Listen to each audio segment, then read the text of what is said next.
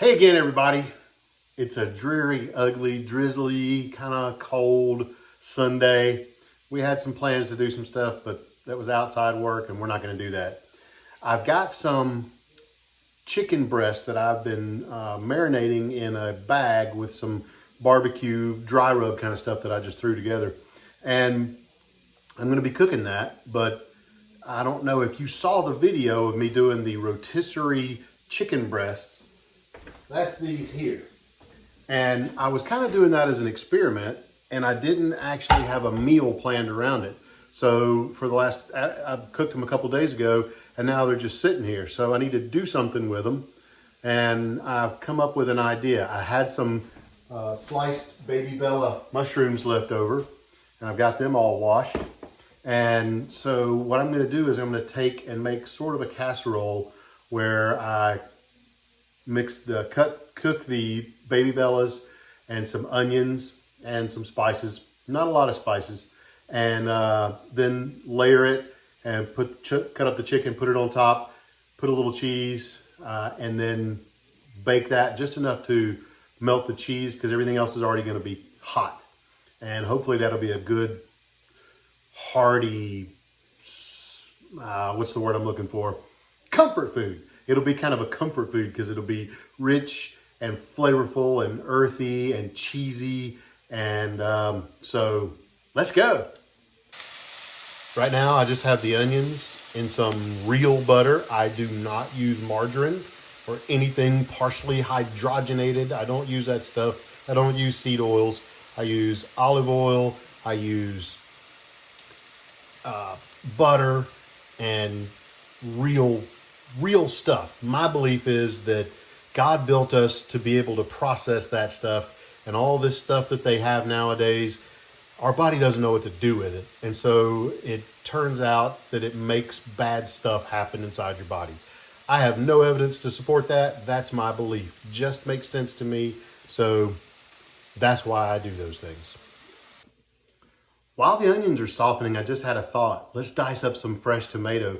We buy tomatoes by the case, and we buy them green so that they ripen. And all of a sudden, the last case we bought all ripened at the same time. So I need to go through some tomatoes. So I'm going to dice up some tomatoes and cook in there. Before I put the tomatoes or the mushrooms in, I'm going to add some garlic to the onions once they soften a little bit more. And then I'm going to allow the garlic to get in there and soften and release the oils and the fragrance so that it adds to the whole mixture. Those are getting just about ready. Not ready to eat, but ready for me to add the garlic. So let's do that. Friends and family frequently call me chef, and I correct them. I am not a chef. One thing, I have no sense of smell. So I have to cook by sight and by taste and by what just seems to work good together. But another way you can tell I'm not a chef is I use minced garlic.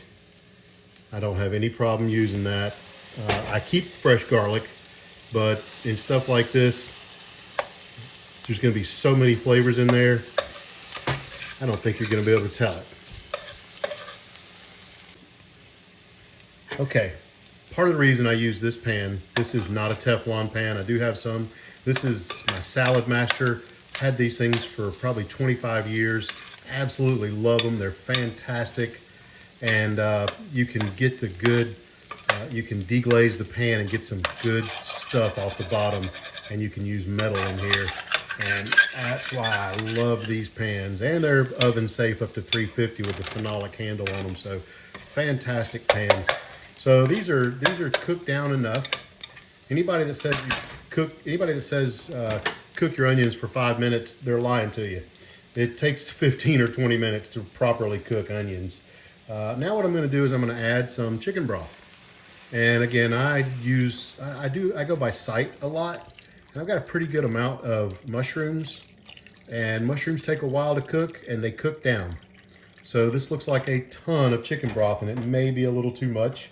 I may have to pull a little bit off of there, but when you see how many mushrooms I'm putting in, you'll get why I added that much chicken broth.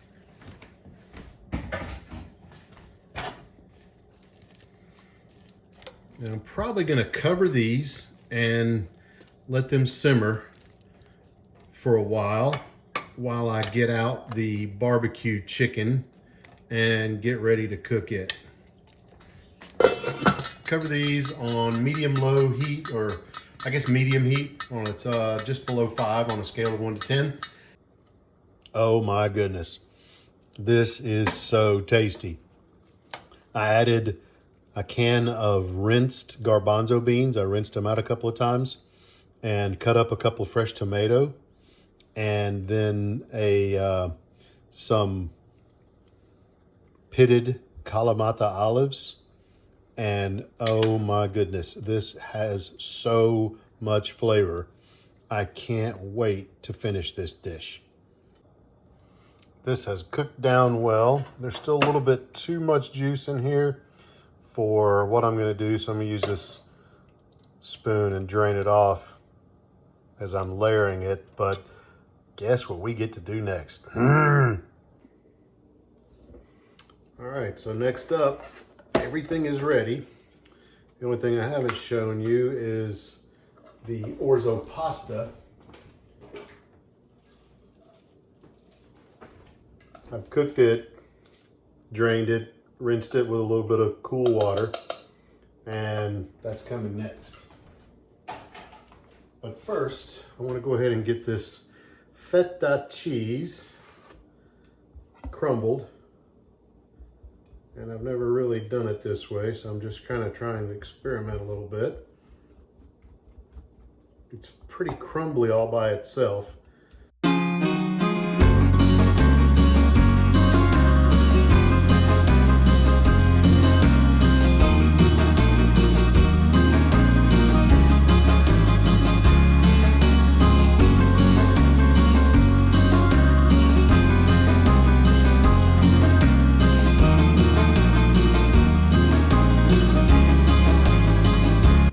Like the crumbled feta cheese because it usually is made with cow milk, and there are some varieties.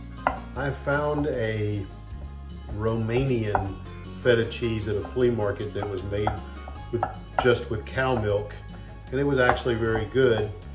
But most of the time, the cow milk feta cheese, feta, as the Greeks say, they're in Greek. The T is always a hard T, so it's feta. But most of the time, the cow's milk feta cheese just is lacking something. It doesn't have that little bit of bite or that punch to it. I like food when you bite it, it bites you back. So I'm gonna take this.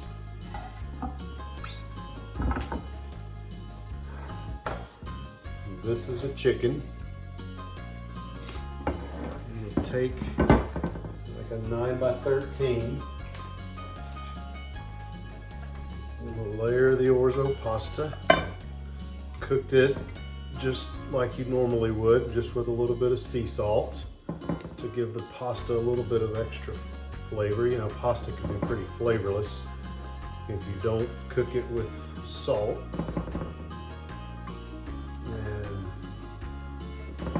Just a thin layer at the bottom should be adequate. Now for what looks almost like goulash.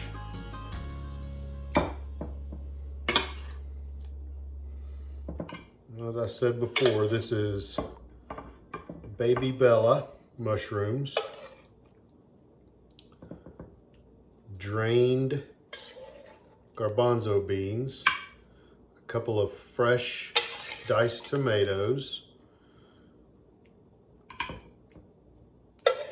started with onion and garlic, got those cooked down a little bit, and then added the rest.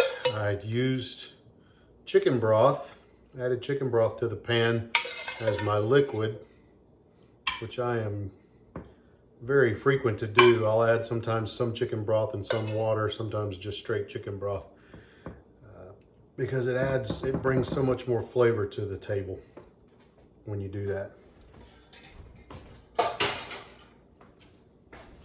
Now let's take this Greek rosemary and thyme and oregano, smoked chicken. You can see the video on how I did this. I'll put a tag right there. Right there, right there. One of those sides.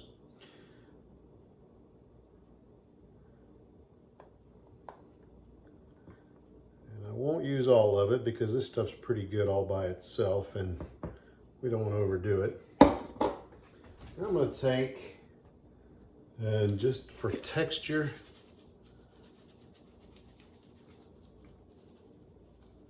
add some plain old breadcrumbs.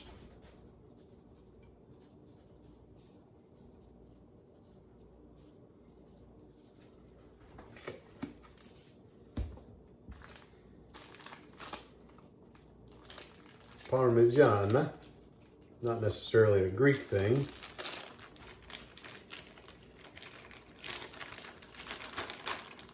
But a good thing.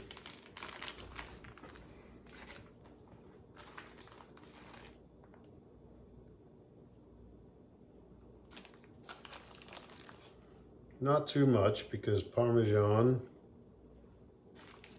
can be a little overpowering, although I love the flavor. It can bring a strong flavor, and I'm trying to bring more of the Greek flavor to it than the Parmesan flavor. And the Feta. I have the oven preheating at 350, and this is really just enough to heat it up and melt the cheese. I have some mozzarella too. I'm trying to debate on whether or not I should put mozzarella on here, and I think that would be a little too much. This has such an explosion of flavor already. I don't want to overdo it or mute it or have any of the flavor get lost. So I'm going to hold up on the mozzarella, and as always, a little oregano.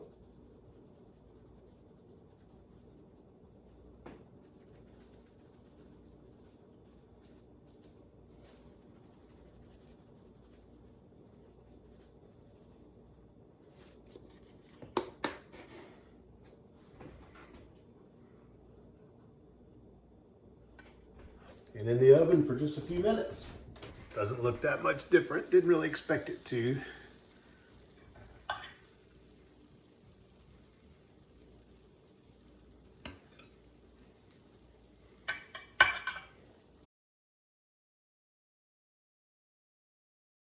Well, Misunderstood tried it and she approves, but she didn't want to be on camera because, like I said, it's a gloomy Sunday and she's giving me thumbs up.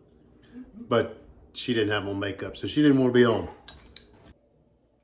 You did not. I did. You did not. I did too. You did not. I did. So here we go, a little bit of chicken. In hindsight, I might keep a little more of the broth in there because it looks a little bit drier than I expected. So I did keep the broth, but I don't think I have enough in there to make that much of a difference. Looks delicious. And man, based on what I've had so far, I can't wait. A lot of different flavors. Huge flavor profile. Tremendous. Not too much Parmesan, not too much Feta. Wow, golly, this is delicious.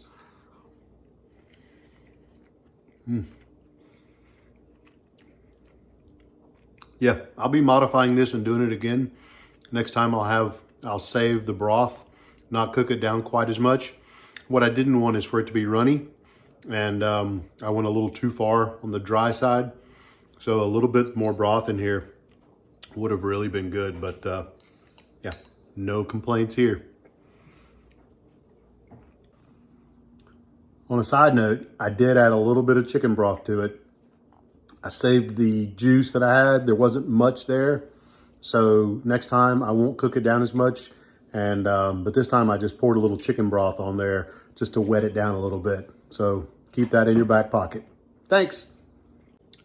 Come back. See what other stupid stuff we get into. I cook crazy stuff. Never know what I'm going to do. Make it up as I go along. Just like I do with a lot of things when I'm doing DIY or fixing a motor or a boat motor or putting a Sea-Doo together or whatever it is that I do.